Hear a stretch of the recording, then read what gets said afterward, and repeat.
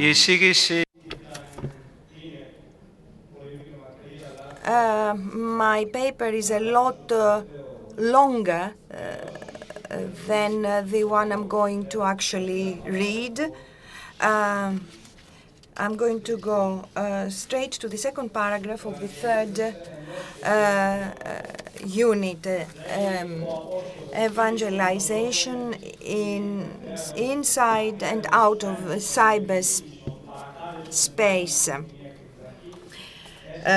Timotheus 4:2-4,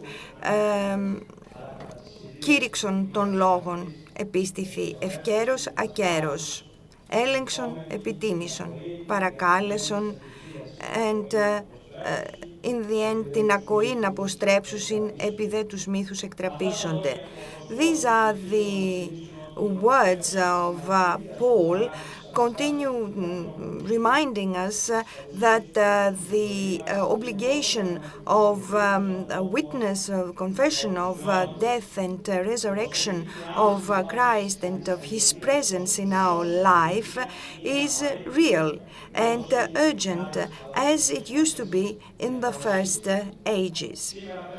Today we need to add one more form or environment for the dissemination of faith, the Internet. The Orthodox Church, without fear, without negative predispositions, without arbitrary generalizations or stereotypes, needs and must, using the Internet, but also inside the Internet, to be presented as an authentic and not as an alternative solution for the future of man, and as a point of reference for a deep renewal of the forms of spirituality in today's society. Only the Church can respond to the unresolved enigmas of human personality and to fill, to quench the humanity's thirst for transcendence.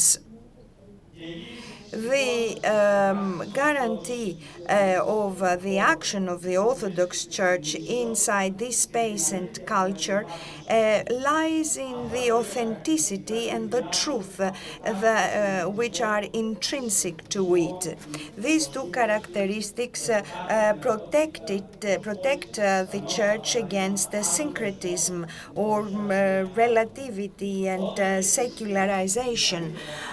When the Church, or rather its members, know what we are and why we are what we are, then our activity inside the cyberspace becomes visible and is turned into a confession of faith inside the cyberspace. The Internet is the new Arios and we need here to imitate Paul. Otherwise, the action is condemned to be only superficial as an action and in its results. The presence of the Orthodox Church, of the real Orthodox flock within this existential framework of human personality is hope and gives the guarantee that all sorts of syncretism can lead to authenticity because relativity needs to be related at the end with the truth. And we need to stress, since we want to disseminate our the living experience of the gospel inside the internet, we need to stress that the Orthodox faith is something different, totally different to a religion, a culture, or a history, or even a technology. It is God who is given to us as a gift. This movement, the so-called divine condescendence, presupposes a personal relationship with what is divine. Christianity is not simply merely a religion or a cultural tradition. It's not just a doctrine, and it cannot be put in the frame of a philosophy of life. No, Christianity is the divine apocalypse, and therefore this vital personal encounter with Christ, with the neighbor and the world in the church and through the church. In reality, the real novelty of the internet as digital environment does not lie in its virtuality, but in its very nature as a social network, in the fact, in other words, that allows for rapport to be created not only between two persons, but also between the relationships of their relationships. And that is why it is called the internet. Someone may claim that these relationships are non-existent or fake, and therefore we need to be judgmental vis-à-vis the network. We would like, however, to stress once more that virtuality does not mean inexistence or fantasy. Virtuality here acts as a new, novel, full of challenges, a way to relate and to engage among people. Here acts as a form of social integration. If the church contains this new form of dynamic rapport as its own and does not reject it, then this dimension, then this phenomenon receives a different dimension, another dimension. The problem is not so much the form of dissemination, but the content. We cannot, in the cyberspace, to identify communication with the term dissemination. We need to identify it with the concept of participation. The dissemination, conveyance, and reconveyance of contents happens in reference to the persons, especially in reference to their relations. And again, we come across this very concept, the internet. So it is a unique challenge, but also the opportunity for us to be faithful to the order of our teacher, of our Lord, and also consistent with the sermon, and to destroy the nets. Luke 5:1-11. There is an indubitable truth. The Orthodox Church is present in the net, in the supermarket of religions offered by the net. There are many gates with rich information and Orthodox confession, as well a lot of movement in the social media. However, the internet is not the church. The church, on the other hand, is the existential frame par excellence where the cyberspace can be integrated. And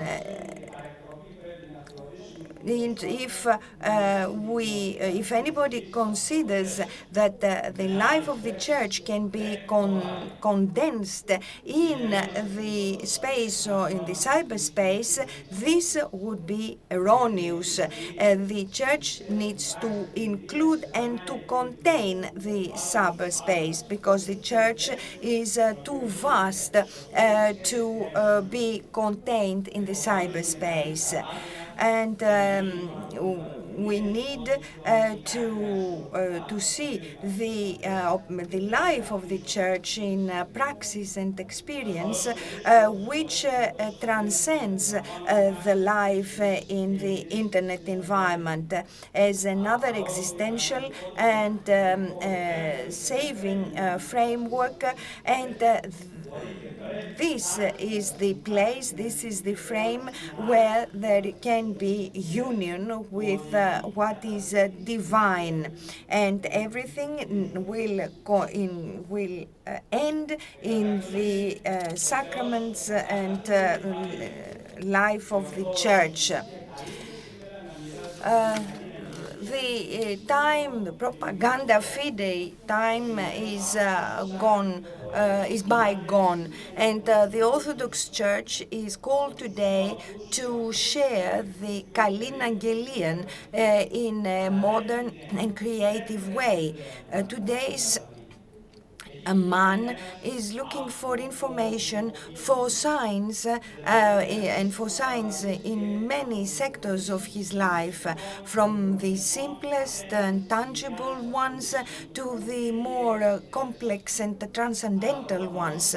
But he will not go looking for these signs. He has become a decoder, that is, a system of reception and decodification of problems, and obviously man responds in a very superficial manner to this new quality that he has received, that of a decoder. The gospel, however, contains all the answers because it contains the most important questions. So, in this maelstrom of information, we need a stronger system of decodification, and this is discrimination. It is only through this virtue and spiritual function that man can distinguish between the many answers and and search the most basic and essential questions. In this way, the internet can become a proper framework of communication of the experience, as it has already been said in today's world web communication does not identify with the dissemination of contents, but with the active participation and interoperability and interaction. It's not possible to interpret the digital society only via the contents, via information and data. In the internet in this light receives a radical dimension, relational dimension of the knowledge. I participate in order to know, and I know in order to participate. In having said the previous, we need to now say that the Orthodox Church has a responsibility, not only the responsibility to disseminate or to broadcast faith, contents of faith, but to also generate communicational events. in which the recipients must participate. So dissemination then becomes an experiential incident, event, where the recipient of the content is not passive but an active part of the communicational process. So this is a confession. Confession is not one-sided. It is a two-way phenomenon. The experience is shared and by the sender, received by the recipient, and then it creates what we call feedback. So in conclusion, what are today's challenges for the Orthodox faith and of its communication in the modern world? How can we make the Orthodox Church not a mere recipient, not simply a turned-on television set which speaks without communicating? The answer is «Ελάλησε δε Μωυσής έναντι Κυρίου λέγον, Ιδού οι Israel, the sons of Israel, who didn't listen to me, and how will the Pharaoh hear me? I don't have the reason for this and the wisdom, and this is why the sons of the earth have been sent out.